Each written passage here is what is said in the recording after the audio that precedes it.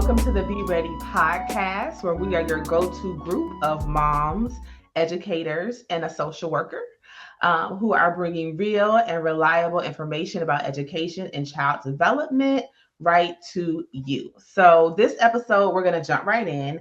It is about Project 2025, which is a menu of policy suggestions that are being put forth by the Heritage Foundation.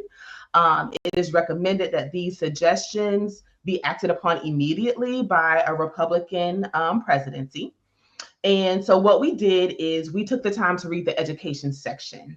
And overall, regarding education, the plan is to improve education by limiting the control of the federal government and shifting that control to states, local governments, and parents, is what the document says. But really, over the course of about 10 years, dismantle the Department of Education, move programs to other offices. So that's essentially what the document was about, but some interesting things too. So we wanted to start off with just our initial expression of why this was an important conversation to have. So, ladies, what do you want to share? Why is it important to you?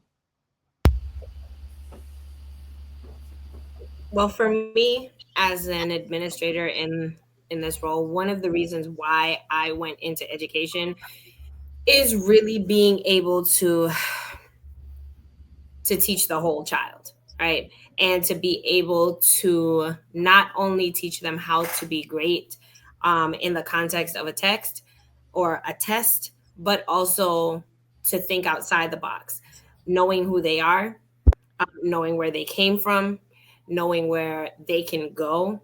And this project 2025 for me hit a certain note now as an administrator, because we were already being limited by House bill to what we can do. And Florida is a shining example of all the things not to do in education. And we are going to be even further limited, which is going to severely restrict the teaching of the whole child. So it's a sad day for me. I think for me, similar to Camila, is teaching the whole child, like she said. However, just understanding that equity is important because every child doesn't get the same opportunities or the same starting point as all students. So I think that that really hit home for me. Just reading a lot of these policies that are trying to put forth really kind of puts a lot of students further back at the starting point. And then it can be very discouraging to not only teachers, students, parents, communities, everyone involved in the process of education. Yeah, I think similar to what you all have already said, but also in my space as a social worker, understanding how systems affect people, understanding how changes affect people, and how those people that are making those changes don't always understand like who is really at the bottom being like affected by this change, right? So while I think the Department of Education is not great, and we've definitely talked about like different systemic issues and inequalities and inequities that happen in education, I am really worried about how dismantling the whole system under someone that I think is not looking out for the best interest of everyone is going to affect like the students that I work with, the families that I work with on a daily basis, and how that will affect so many other things. I mean, we're already experiencing some of that, but yeah, I just really worry about kind of what this will look like for our children and our families as we move forward. I agree with everything that you all have shared. And also, it's just important to me that I think to empower like parents, owners of nonprofits, small business owners, because I feel like it's on us to really like take the reins and help our kids academically. And we can't just like sit on the sidelines, drop them off at school, and be like, okay, they're good, teach them. Like, we gotta grab control. And I think part of that is being informed and knowing what's going on. So that's why I think this conversation is important. Now, this document, baby, I read it and I am still processing it. It is 44 confusing pages. And for me, I also felt like it was a little bit repetitive and a little bit disjointed just in reading.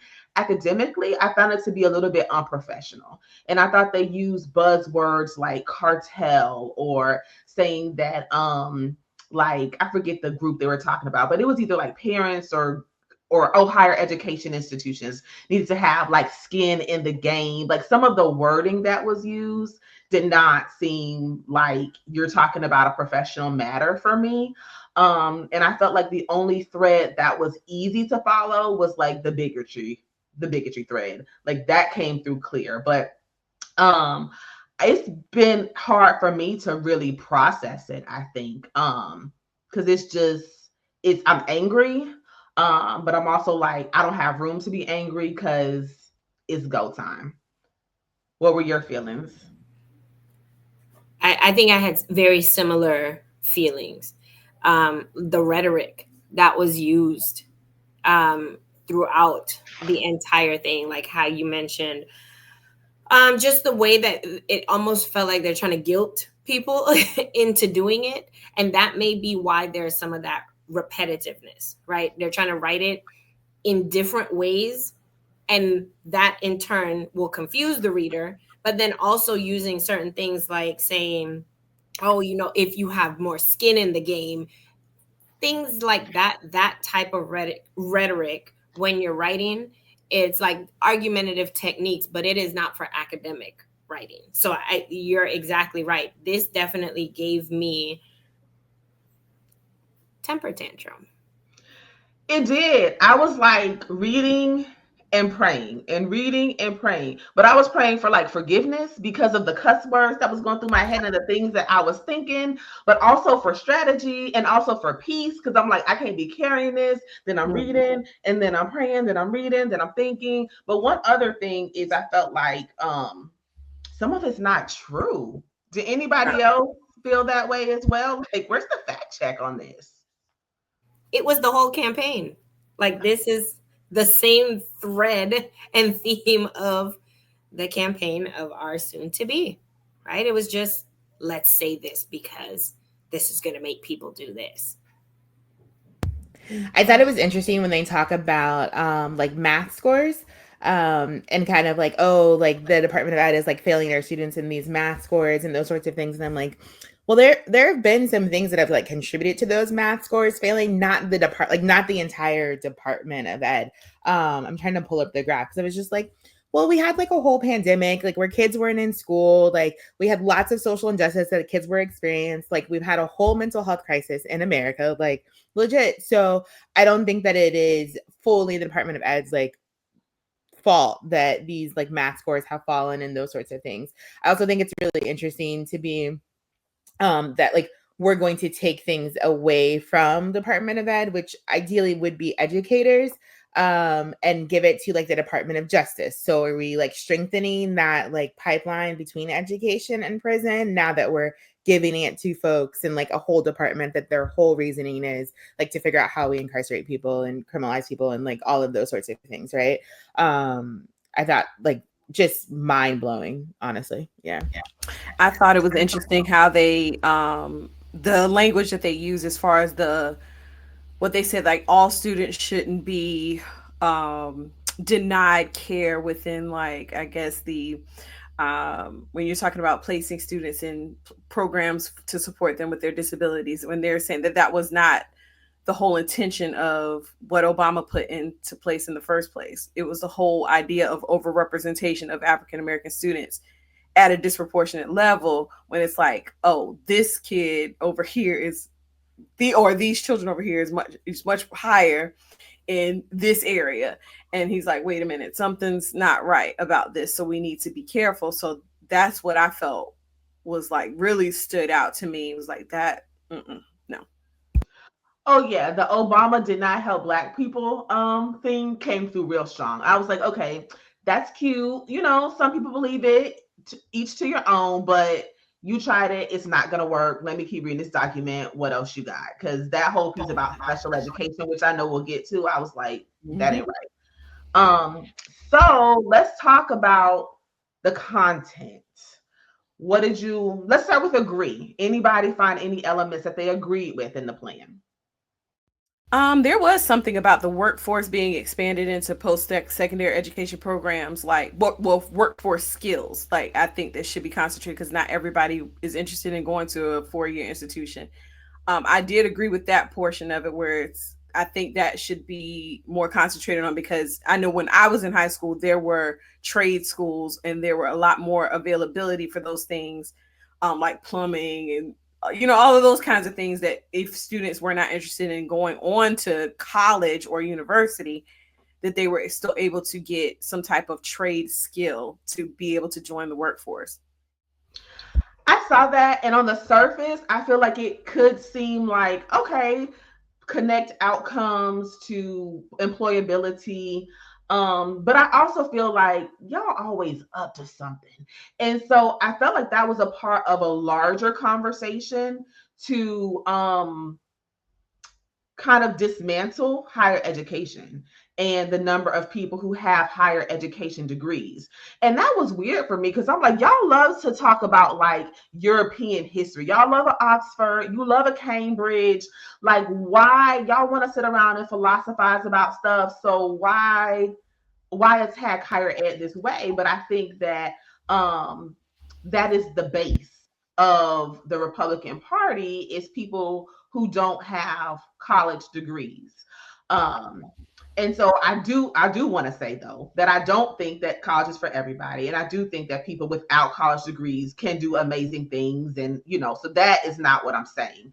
But I just feel like it's an overall attempt to kind of grow your base, so it makes me not trust the focus on workforce development, which done the right way with the right intentions could be a good thing.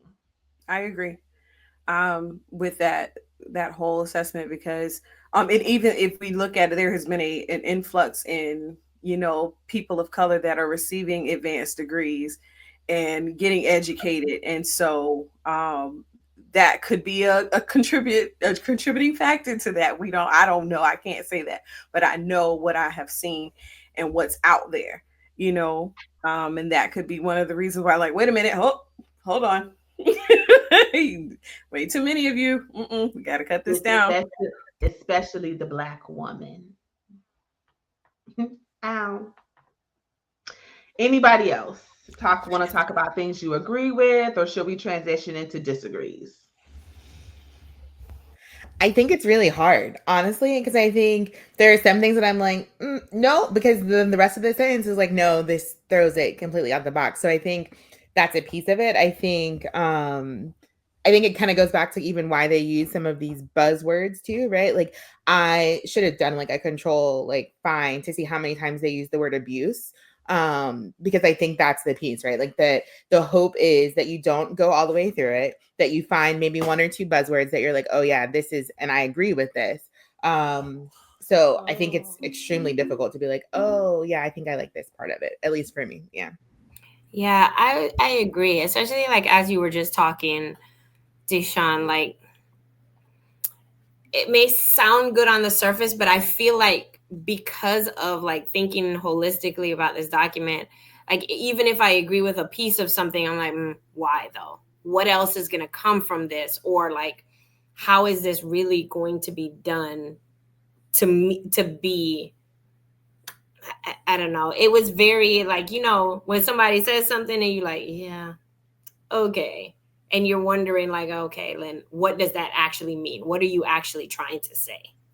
So I don't know if I can say necessarily that I agree with anything, because I feel like it's agree with an asterisk at the end.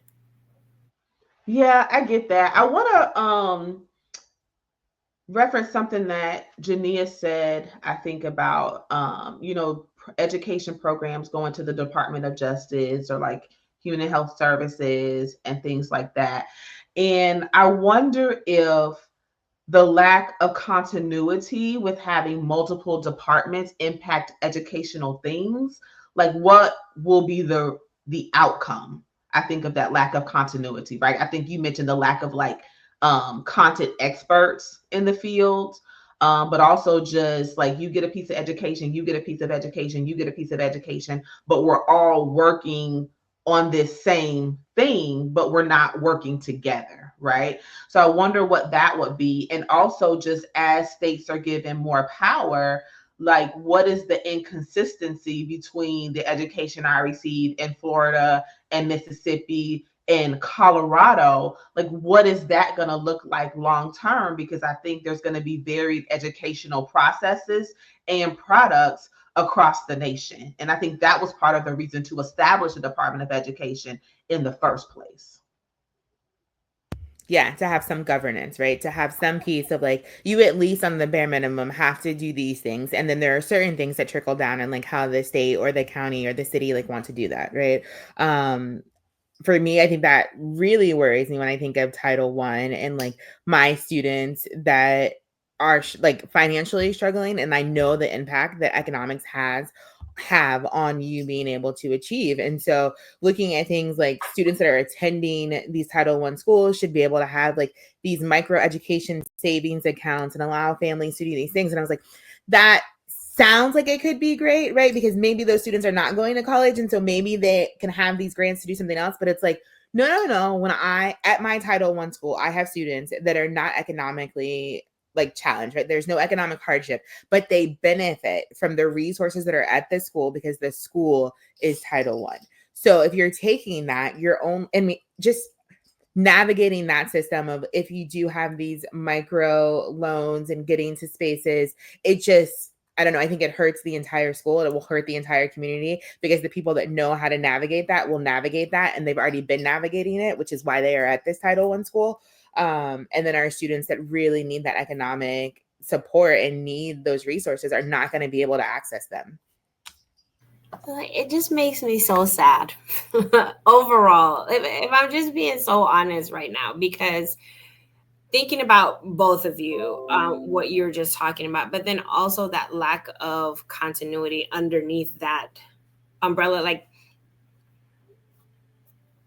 you're going to have people making decisions about education that are not equipped for education, who have not been in education field since maybe they were a student.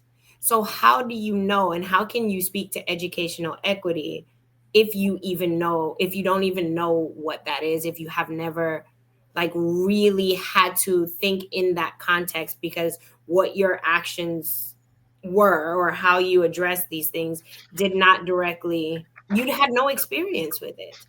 So I think about like just even like a smaller scale, right? Think about even like Florida in comparison to the rest of the nation. Florida wants to adopt, or not wants to, they have their own benchmarks, their own standards, right? If we're just thinking about it from that context, the way that Florida's benchmarks like work in comparison, when you look at like even like Common Core, it is apples to oranges. So how are we, if we have the lack of continuity there? Like you come to Florida, you happen to move to Florida, you're doing something completely different. It's going to put you at a super disadvantage than if you were somewhere else, right? And the whole education game is to be competitive with the rest of the world, right?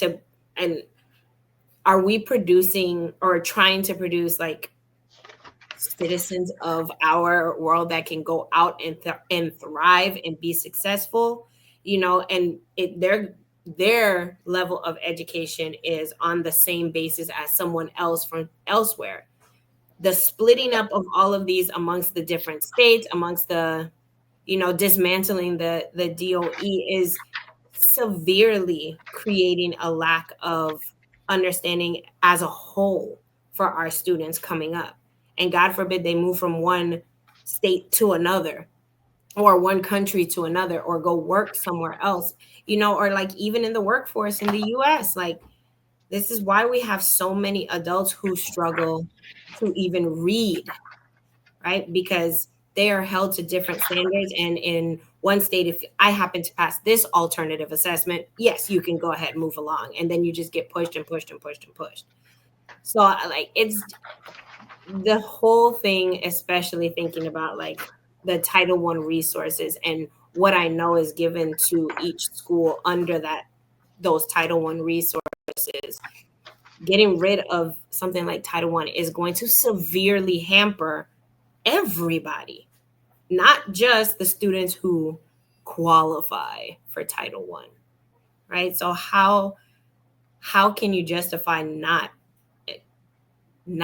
having those resources available, not providing the funding for the schools to have these resources available? And why is that something we would like to do? I think it just builds the gap, right, between the haves and the have-nots. That's the point, right? It's like, how do we make that gap bigger, right? We talk about this opportunity gap, this academic gap, all of those things, right? Like, how do we make it bigger? And so this is a way in order to do that, so that the haves continue to be the haves and the have-nots like perish. Mm-hmm. So like as we read through this entire project 2025, this is what I'm thinking, like thinking backwards design, what was your goal in creating all of this? Was it actually for better education system? It doesn't seem like it. I think it's better education for some people, right? It is not better education for all. So I think like, yeah, that's the goal. Yes, it is better education for some people, like for some people, right? For some people, and the some people are the ones who have the means to get it anyway. Right. That's one thing that I was thinking about. It's just like, okay, well, if Johnny comes from an affluent family and he needs services, he has the money and the means to be able to go and pay for services outside of the school. Whereas Susie, who comes from a less fortunate family, may not, or does not. That's just the reality of it. But even more so, just even the word that I kept hearing over and over again was just censorship. Just cutting people off, not being able to really dispel the truth, what's going on, behind closed doors, whether that is through the curriculum or anything else, and just shooting themselves in the foot while trying to aim the gun at, just one demographic, but they're shooting themselves in the foot. So I think something else that stood out to me was the mention of critical race theory. So one of the first striking things is the definition that the author provided. And I'm like, of racism. And I'm like, you don't get to provide your own definition. That like racism in this case is treating people different. Ma'am, no, it is not. Like racism is discrimination, prejudice, based on, on color or whatever. So I just thought like the whole redefining a term that is not yours to redefine was like wildly inappropriate to me. And I think they also made a claim that that theory is disrupting the values that hold communities together, such as equity under the law, which we know, like the new Jim Crow, that is not true, and color blindness, which is my jam, like overlooking race in the, as a way of saying like this is harmony, is not respecting the dignity of who people are and considering how our decisions impact other people. And so I think that the legislation that is coming that will prevent the spread of these ideas, it's harmful. Even the idea they talked about where no individual should receive punishment or benefit based on the color of their skin. And I was like, we know that happens already, that people receive benefit, right? And so I think the impact is like increasing parents' voice in decisions about curriculum. But I think a global impact is just decreased and less accurate information about the global majority. And I know it's kind of cliche, but they say like if you don't understand history, then or appreciate it and respect it and share it and keep it going, then it's likely to repeat itself. And so it was a call to action on a couple things. One is to like teach my kids at home, right? The history of like build their awareness of themselves and other people, right? Because it's not really just about me. But also like as a business owner to understand like how business owners and nonprofit leaders can position themselves to be a resource for these vouchers that families are getting, these Title I vouchers, right? And it's already happening in Florida. So I think the idea is to replicate it across the nation and to be able to use that money for like tutoring and books and other educational resources. So how can we be our own resource to combat some of those things that are going to occur? So something you said made me like, this is great, right? For us, for us. But then when we think about like, okay, we are going to be fully knowledgeable. We are going to do all of this for our kids because we have that knowledge to impart. What about those that don't or choose not to? Right. And I'm thinking about just this week, we got a complaint at the district because the story that was used in the state adopted curriculum called Delivering Justice. And it is about how Black people have risen through the civil rights time through non-violent protests and how some of the hardships that maybe they faced, but it was written like a narrative. So it was written on the fourth grade level as a story. Beautiful pictures, nothing graphic. We got feedback from a parent, obviously a non-Black parent, because there was one line in the 10-page story that said, while a man was waiting for at his designated water fountain, right? A white man pushed him out of the way and punched him. Still, the Black man stood and resisted any violence and just said he was waiting his turn. What that parent internalized was this story is about white people being portrayed as violent.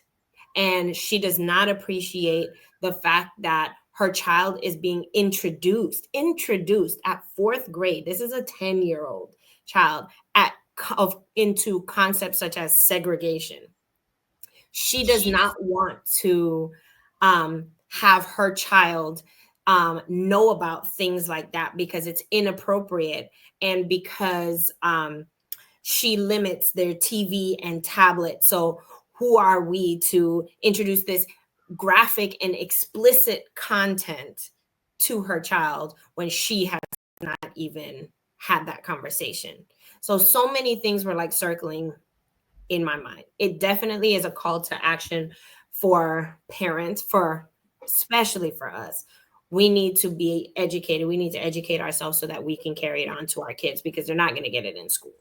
But then also we're teaching our kids to be tolerant, to be a part of a society and like to be able to be tolerant of everybody.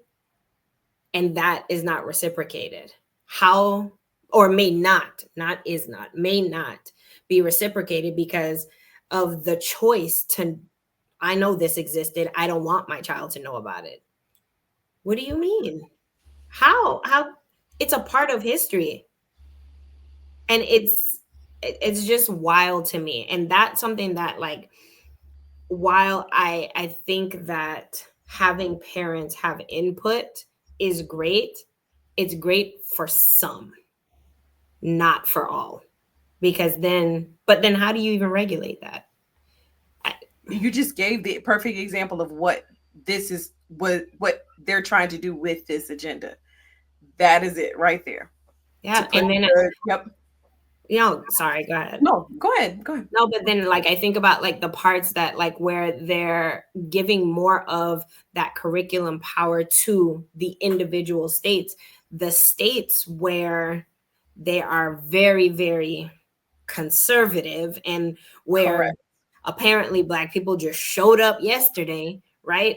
And didn't go through any struggle, That's no it. history. That's not Mhm. part of the United States They're history. not even black. What do you mean? We cannot see their Correct. color. They are not. No. Correct. There's What people. color? I There's mean, no color. it's There's no color. and it's so silly. We had Mhm. feedback also on the fact that in a story they used the word colored. You know what they were talking about? Colored pencils.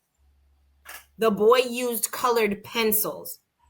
It makes her uncomfortable as a coach to teach it to go through this with her teachers because the use of this word is so derogative and it's colored. What do you want to say? African American pencils? I don't get it. Like, what do you?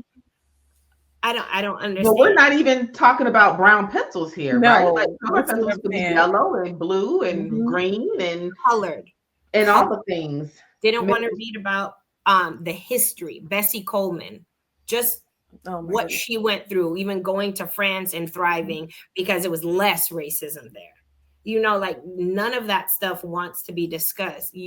I mean, it's just such a tough thing because again, our kids are going to be so limited in Yep. a place where they should be um not fully on the school, but like as an educator, you should be able to educate the whole child.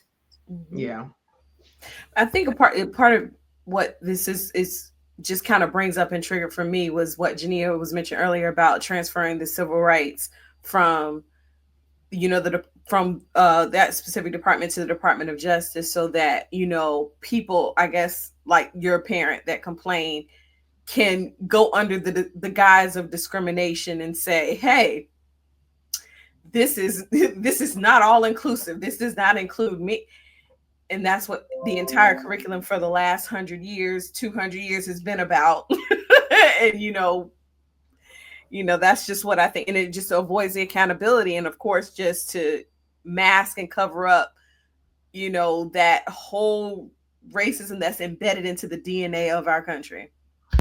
I'm glad you said that. Jania, do you want to say something? Because you haven't talked in a while and I got a lot to say, but I want to. Thank you so Mhm. much.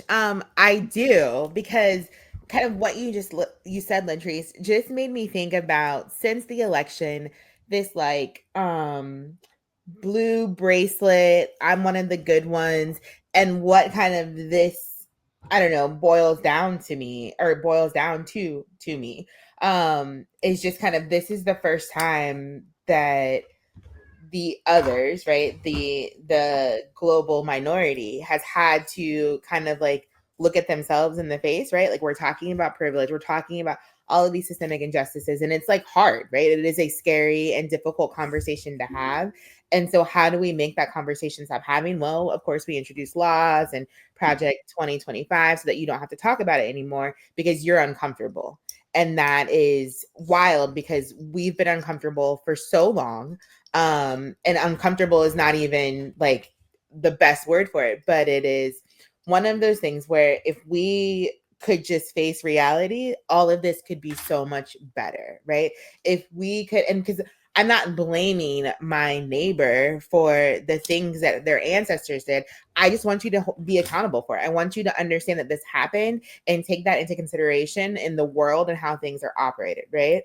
But it is Right. so easy to not, and to be like, oh nope, I'm gonna throw this law at it, throw this regulation at it, say abuse, Right. say like all of these things so that you don't have to be accountable for it. And that's great because you've got this privilege to do it, but it is still hurting so many people. So I think it is definitely an accountability thing. Definitely, oh, you're uncomfortable at this moment. And so how do we make it less about what? Yeah, it's wild. Sorry, go ahead. Yeah, I want to add to the civil rights conversation. So at the beginning of the podcast, I used the word bigotry, which can be a strong choice of words, but I just want to go ahead and define it real quick because I do feel like it's present in this document. So it's the obstinate or unreasonable attachment to a belief, opinion, or faction. in particular, prejudice against a person or people on the basis of their membership of a particular group. And there are multiple places where I feel like that's present in this document. So I think part of it is when they talked about Title VI, um, and like special education, and try to make the claim that racism was like used because people were saying that Black children were overrepresented in special education, especially boys, right? And they are, right? And so, in trying to reverse that, they're saying, well, how could you not give them the needed resources that everyone should have access to? Like, that is not, it's not right. And so I think trying to remove race from considerations in special education and discipline, and admission standards, I think that negatively impacts students of color. And I think that those cases where people are claiming that they have been wronged are no longer going to be investigated according to this document.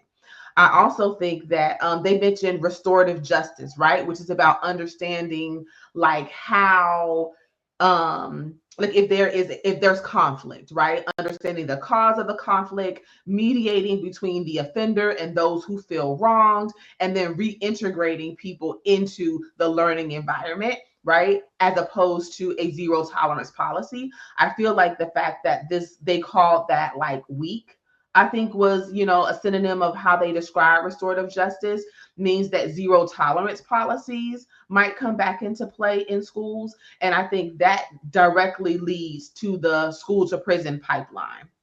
And so I think that like discouraging the special education access along with the discipline piece is really like a recipe for disaster, to be honest.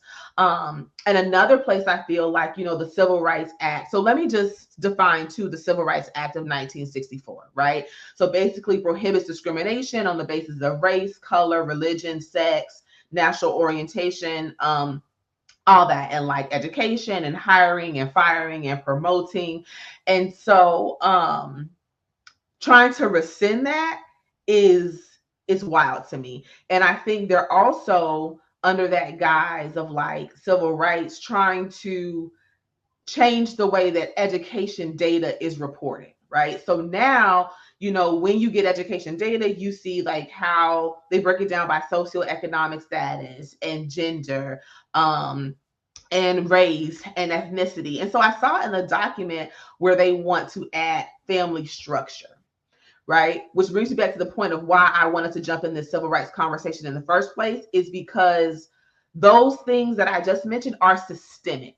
When you look at achievement outcomes based on race and gender and socioeconomic status, then that causes you to think about how the systems that we live in might be influencing those outcomes. But these people want to add family structure. What does family structure have to do with anything?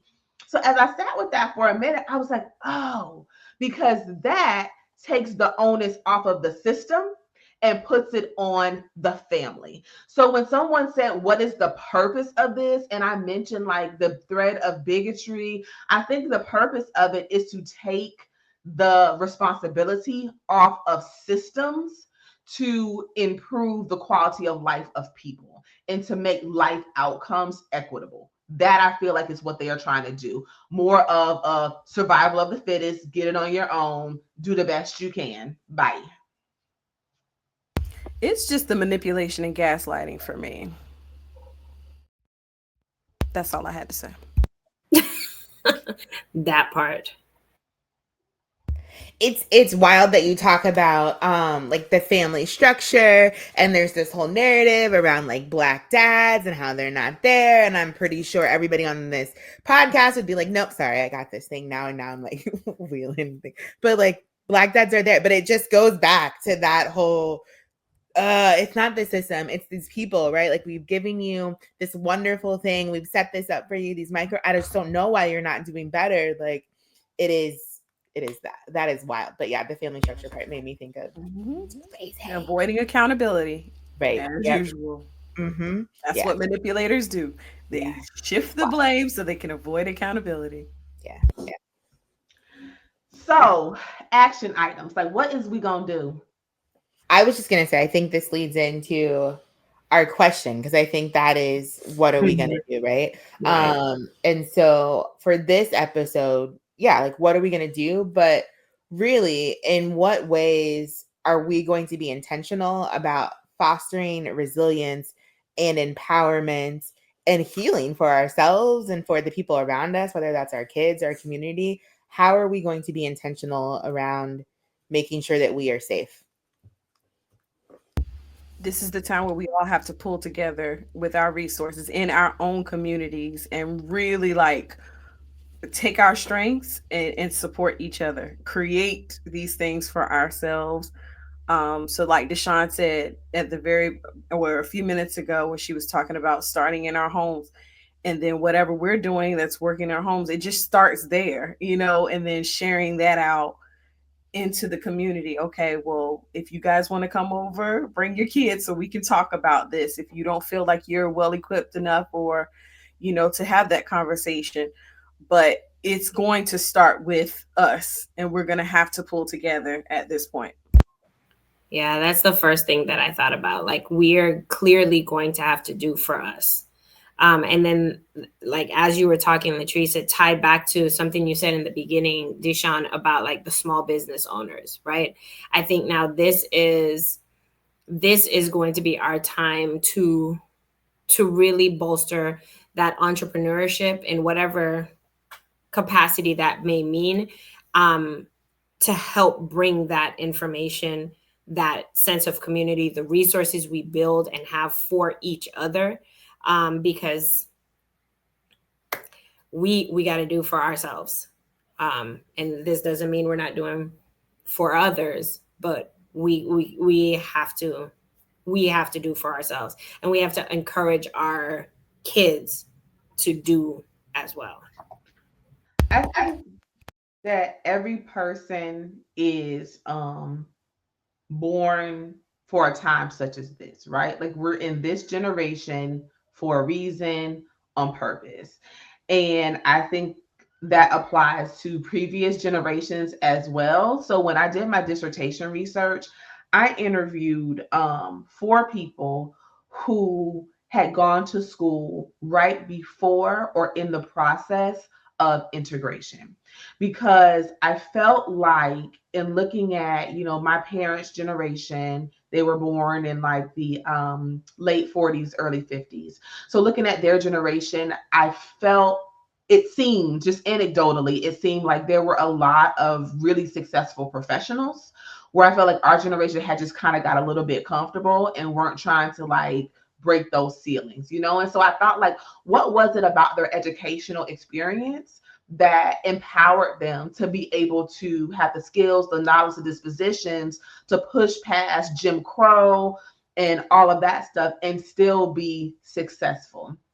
And so, a couple of things came up. One was, they talked about how, like, if I focused on what other people were doing, it was going to sidetrack me. I had to be about my business. Another thing was, they said that the teachers and their community programs and the church, like, they taught them well with the resources that were available, and they made learning like real for them and applicable for them. So they're listening to the radio, they're reading the newspaper. Like, they did not hide the realities of life from them. They said, like, this is what's going on, this is what we're preparing you for, because baby, this is the call on your life, and this is what you got to do. Now I'm wheeling something like Jania had her poster, now I got my pencil, right? But I think that, like, leaning into that is important. So how am I being intentional about fostering healing, resilience, and empowerment? I'm trying to like balance my desire to be on go with taking care of myself. And so what I did is I took like 3 weeks off of work. Tomorrow is like my last day working until the early part of January, to like the second week in January. Um, because like I need time to just like sit and reflect, and not be so busy. I think like busyness sometimes is the enemy of progress, and that is a problem for me. Like I'm queen of do too much. So a way that I'm going to foster healing and resilience and stuff for myself is to just take a minute and just sit still, read a book, binge watch some TV. That's it. I think that's so good, Deshawn, right? Because I think we all are going all of the time, but also even in this conversation, right? Like we want to be able to share all of the information with the people, make sure that we are doing our due diligence to make sure that our community is informed, our house is informed, and we're ready to go. But also a part of it is resting and making sure that you are okay, because nobody can do the fight if you're burnt out, right? It is not, I mean, I think there is a place for the person that is going to go lead the march. There's a place for the person that's going to the school board meeting. There's a place for the person that's writing the letter for opening the school, and a place for the person that's just holding space for people to come and like put their head down and drink some water. So that is so important. I think for me, it's similar to kind of how some of these DEI conversations have been going since 2020, where we started and there's social injustice. So now we're going to start telling everybody about themselves and making you acknowledge your privilege. And then legislation happens and people get nervous and it's like, oh, you're not allowed to do that. And so figuring out how do we still share the information? How do we still make sure that people are informed, and finding the people that do want to do better, that are on the right side of history, and making those people allies and accomplices to do the good, right? To get into the good trouble, so that it's better for the next generation, right? Why are you hitting? I'm so glad y'all said that, because that's the self-care part is the part I always forget. And even in this conversation now, it's like, oh yeah, because my brain is like going on like, okay, well, I'm doing this, like what else can I do here? And then it's like, maybe I should take a moment to like really process, because not only if I'm burnt out is it just a dud anyway, but then also I want to make sure that the product I'm putting forward is the product I want to put forward and is deep and meaningful. And that's not just a let's go type of thought process.